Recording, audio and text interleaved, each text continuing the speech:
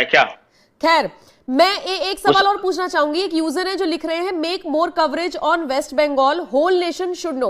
आप संदेश खाली का बार बार जिक्र करते हैं और आप मुझसे कह भी रहे थे कि एक चर्चा में उस पर करनी चाहिए। थोड़ा सा उस पर प्रकाश डालिए, चल क्या रहा है बंगाल में?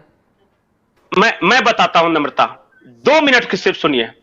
अगर कल को कोई आपके मोहल्ले में, आपके गांव में कोई नेता उतरे गाड़ी से और कहे कि इस मोहल्ले वालों अपने अपने घरों की बहू बेटियों को सामने लाओ, मैं देखना चाहता हूं कि कौन सुंदर है, और जो सुंदर पसंद आए उसे मैं ले जाकर रेप करूंगा, कैसा लगेगा? अगर कोई किसी पार्टी का कार्यकर्ता आपके सोसाइटी में, आपके घर में, आपके मोहल्ले में जाकर कहे कि तुम्हारे यहां नई बहू आई है, सुना है कि बहुत सुंदर है, आज टीएमसी ऑफिस में भेज दो, रात भर रखेंगे और जब हमारा जी भरेगा तो उसे लौटा देंगे, कैसा लगेगा? यह कोई फिल्म का स्क्रिप्ट नहीं है, यह बंगाल के संदेश खाली में हुआ है। और महिलाओं ने जब प्रोटेस्ट शुरू किया, एक एक महिलाएं सामने आ रही है। कोई भी ऐसा घर में बहू बेटी को उठा ले जाते थे, उसके पता है घर के मर्दों को क्या कहा जाते थे कि पत्नी होगी तुम्हारी, बेटी होगी तुम्हारी, पर अधिकार हमारा है। और सारे मोहम्मदन लोग, ये जो शेख शाहजहां है वो टीएमसी का विधायक है। टीएमसी के विधायक शेख शाहजहां बाजार में खड़े होकर कहता था कि हां मैं बांग्लादेशी हूं, मुझे भारत से कोई मतलब नहीं है, मुझे हिंदू और ट्राइबल खास करके लड़कियां चाहिए। पुलिस प्रशासन उसकी मदद करता था जाके उठा के लाने में। शाम होते ही वो किसी भी घर में घुस जाते थे। और मैं बताता हूं आपको, अगर किसी हिंदू या ट्राइबल महिला को टीएमसी में पोस्ट चाहिए तो क्या कहते थे पता है? कि साड़ी उतार कर दिखाओ, मैं देखूंगा, पसंद आएगा तब तुम्हें पोस्ट दूंगा। यह आरोप है वहां की महिलाओं के। वो बंगाली में चिल्ला रही थी, बाहर के लोगों को समझ में नहीं आया और कोई कवरेज नहीं हुआ उनका। ये वहां टेरर है, आतंक राज, और ये उस राज में हो रहा है जहां की मुख्यमंत्री एक महिला है ममता बनर्जी। और सबसे बड़ी बात, बिल्कुल बंगाली में प्रोटेस्ट हुआ, चलिए हमें हिंदी वालों को समझ नहीं आया, ममता बनर्जी को भी समझ में नहीं आया, खुद महिला होने के बावजूद सब समझ में आया है, सब समझ में आ रहा है। बंगाल की हालात आज वही हैं जो लालू राज में बिहार के हालात हुए थे। हर जिले में टीएमसी का एक बड़ा गुंडा है, बड़ा गुंडा 8-10 नीचे वाले गुंडे को पकड़ता है और वो उनका राज चलाते हैं। पता है नम्रता, अगर आपको बंगाल में कोई मकान बनाना हो तो आप स्वयं नहीं बना सकते, आपको टीएमसी के दफ्तर में एक अर्जी लगानी होती है। टीएमसी के दफ्तर में बैठे गुंडे डिसाइड करते हैं कि कौन ईंट सप्लाई करेगा आपका, कौन सीमेंट देगा, कौन बालू देगा, कौन छड़ देगा, और वो एक ठेकेदार देते हैं, तब आपका मकान बनता है। उनके कहे के अनुसार किसी भी दूसरे व्यक्ति से आप नहीं खरीद सकते। वो टीएमसी के लोग होंगे जो बालू सप्लाई करेंगे, जो सीमेंट सप्लाई करेंगे, सब कुछ छोटी छोटी बातें। हर तरह का यूनियन है वहां, रिक्शा से लेके सब्जी बेचने वाले से लेके सब कुछ। और हर यूनियन का पता है हेड कौन है? टीएमसी का कोई नेता। एक फरमान आता है कि कल इलेक्शन है, आप लोगों को नहीं जाना है वोट देने, वोट की पर्ची होती है वो आप टीएमसी दफ्तर में जमा करें या जगह बता दिया था वहां जाके जमा करें। और सीआरपीएफ कहां लगाएगा? बूथ के पास लगाइएगा ना, वो 100-200 मीटर पे बैठा रहेगा टेबल कुर्सी लगा के, और पर्ची जमा कीजिए। और नहीं जमा कीजिएगा तो बोलेगा कि सीआरपीएफ चली जाएगी कल, चुनाव खत्म होने के बाद, उसके बाद तुम्हारा क्या होगा? तुम दे दो वोट।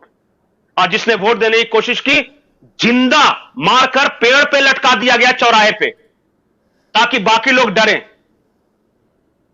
21 लोगों को इस तरह जिंदा लटका दिया गया था। 51 महिलाओं का रेप हुआ था। आरोप यह था कि इन्होंने दूसरी पार्टी को वोट दिया है। लोग पूछते हैं ममता क्यों जीतती है? ऐसे जीतती है ममता। कैसे वहां का आदमी किसी दूसरे को वोट देगा? और जहां शेख शाहजहां जैसे लोग विधायक बने हुए हैं, जो कि ये कह के विधायक है कि मैं बांग्लादेशी हूं, और ममता बनर्जी संरक्षण देती है। पता है जहां यह घटना हुई बशीरहाट में इलाका आता है, वहां की सांसद कौन है? हीरोइन जो जैन बन गई, कल वैलेंटाइंस डे में वीडियो बना रही थी। उसके इलाके में 2000 महिलाएं प्रोटेस्ट कर रही है कि उनके साथ रेप हुआ, घर में घुसकर बहु बेटियों को उठा लिया गया, और वो वैलेंटाइंस डे मना रही थी। ये हालत है बंगाल की। बाहर के लोगों को क्या मतलब है कि बंगाल कैसा चल रहा है?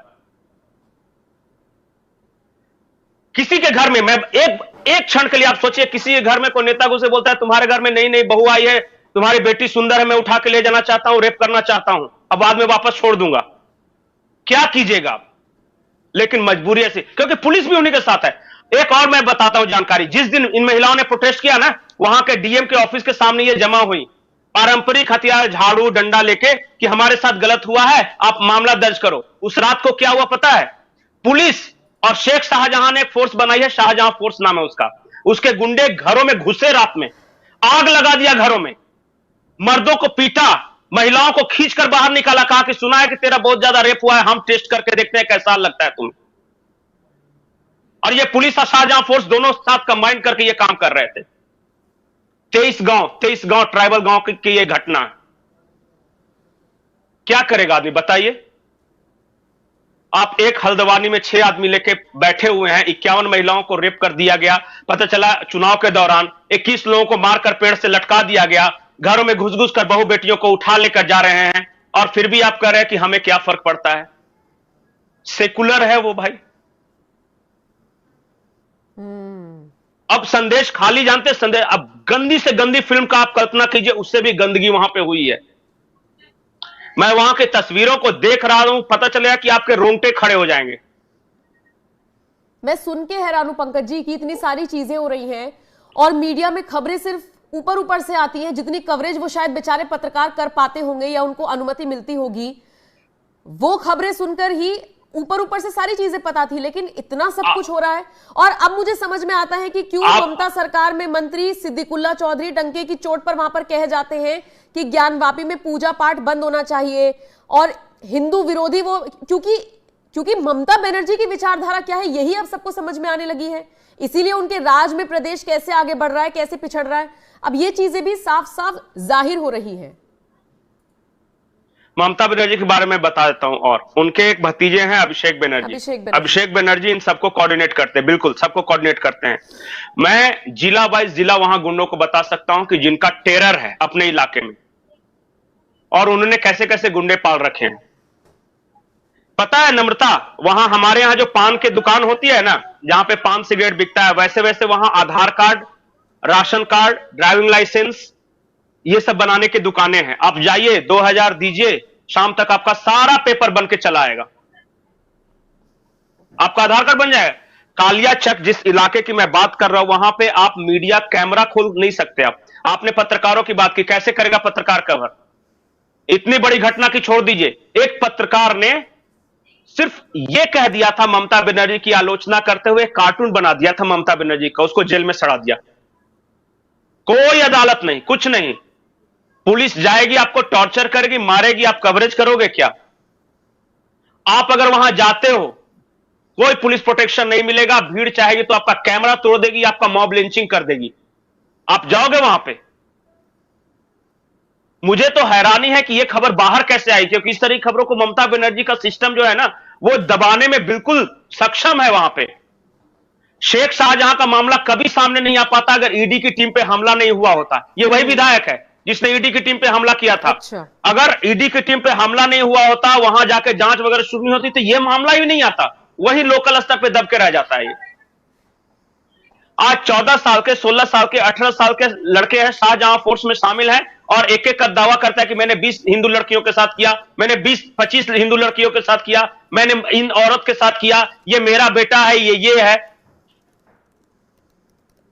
ये वहां का माहौल है, आप समझिए इस चीज को। बिल्कुल संदेश खाली दूसरा नोआ खाली साबित होने वाला, और एक नहीं, नोआ खाली आपको पता है ना, जब देश आजाद हुए थे तो वहां सबसे ज्यादा बड़े पैमाने पर दंगे भड़के थे जब महात्मा गांधी ने जाए कहा था कि हिंदू औरतों के पास अगर आप लोग सुसाइड कर लो, वो नोआ खाली था बंगाल का ही, कि अगर आप अपनी इज्जत बचाना चाहते हो तो सुसाइड कर लो, लेकिन मुसलमान तो कहीं नहीं जाएंगे।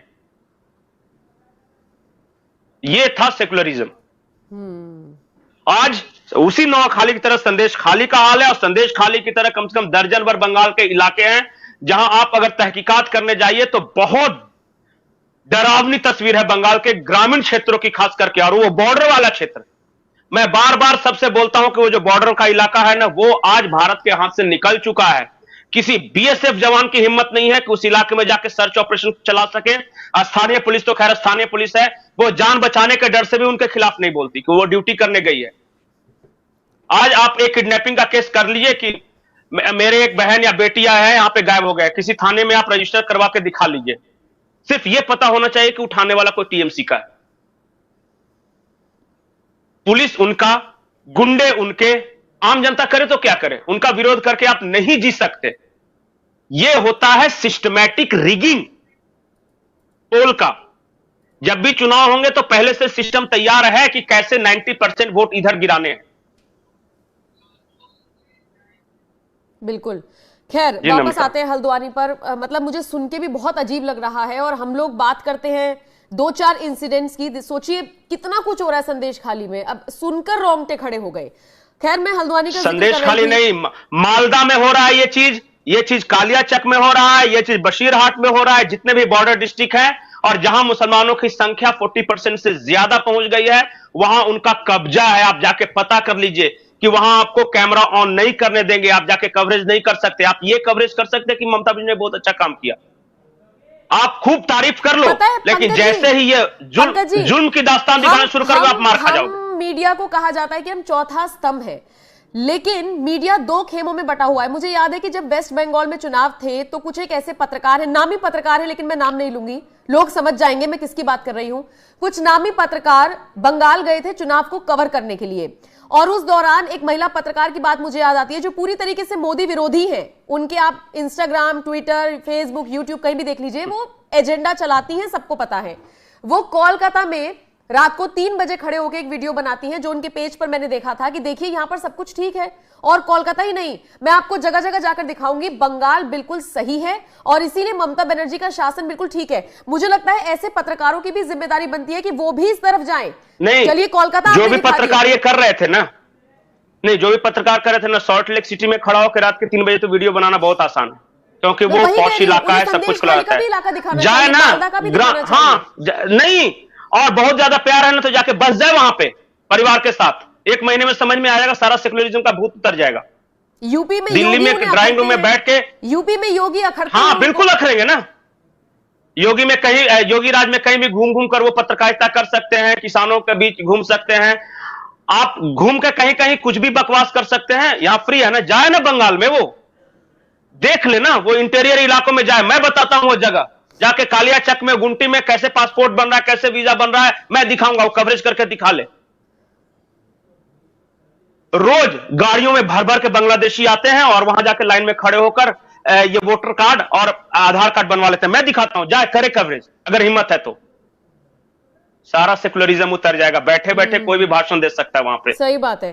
खैर हल्द्वानी का जिक्र कर रहे मैं फुटेज दिखाऊंगा कैसे भारत का बॉर्डर का वायर से काट के अंदर घुसते हैं।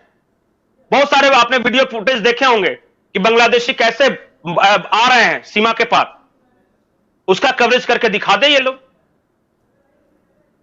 इनका तो एजेंडा है, इनको बस मोदी